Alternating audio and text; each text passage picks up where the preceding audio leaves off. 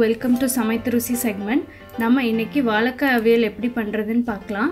First அதுக்கு தேவையான ingredients பார்த்துக்கலாம். வாழைக்காய் அவியல் பண்றதுக்கு ஒரு கடாயில 1 டேபிள்ஸ்பூன் அளவுக்கு எண்ணெய் எடுத்துக்கோங்க. அதுல 1 டீஸ்பூன் கடுகு, 1 டீஸ்பூன் ஜீரகம் ஆட் பண்ணிக்கலாம். கடுகு ஜீரகம் நல்லா பொரிஞ்சு வர வரை வெயிட் பண்ணனும்.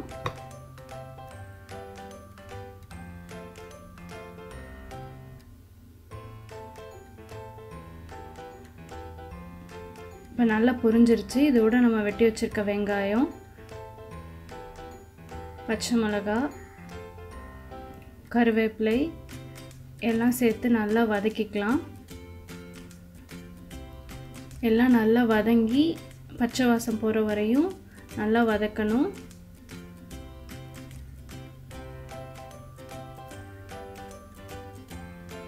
நல்லா வதங்கிருச்சு. இதோட நம்ம வெட்டி வச்சிருக்க வாழைக்காயை சேர்த்துக்கலாம்.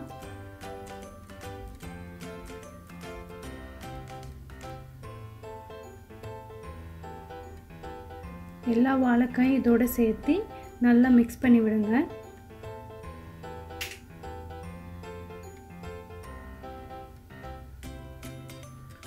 இப்போ வாழைக்காய்க்கு தேவையான அளவு உப்பு சேர்த்துக்கலாம். அதையும் நல்லா மிக்ஸ் பண்ணி விடுங்க. வாழைக்காய் வேகிற அளவுக்கு தண்ணி ஊற்றி அதை மூடி வச்சு வேக விட போகிறோம். வாழைக்காய் சீக்கிரம் வெந்துடும். ஸோ நிறைய தண்ணி வேண்டியதில்லை. கொஞ்சமாக தண்ணி எடுத்துக்கிட்டிங்கனாலே போதும். நான் 2 வாழைக்காய்க்கு இந்த டம்ளரில் 1 டம்ளர் தண்ணி எடுத்திருக்கேன்.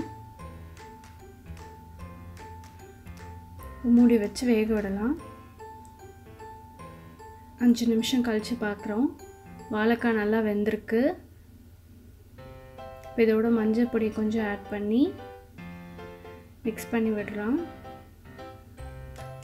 இந்த தண்ணி கொஞ்சம் ட்ரை ஆகிற அளவுக்கு நல்லா மிக்ஸ் பண்ணி வதக்கி விடுங்க.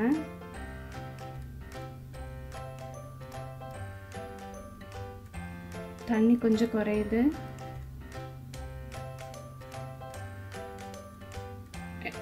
இப்போ இதோட நம்ம துருவி வச்சிருக்க தேங்காய் ஆட் பண்ணி நல்லா மிக்ஸ் பண்ணிக்கலாம்.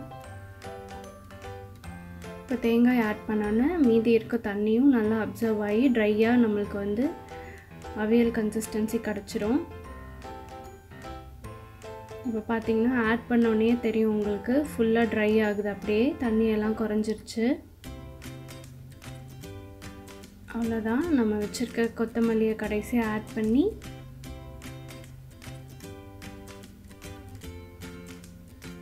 ஒரு மிக்ஸ் பண்ணி விட்டுட்டோம்னா சுட சுட வாழைக்காய் அவியல் ரெடி.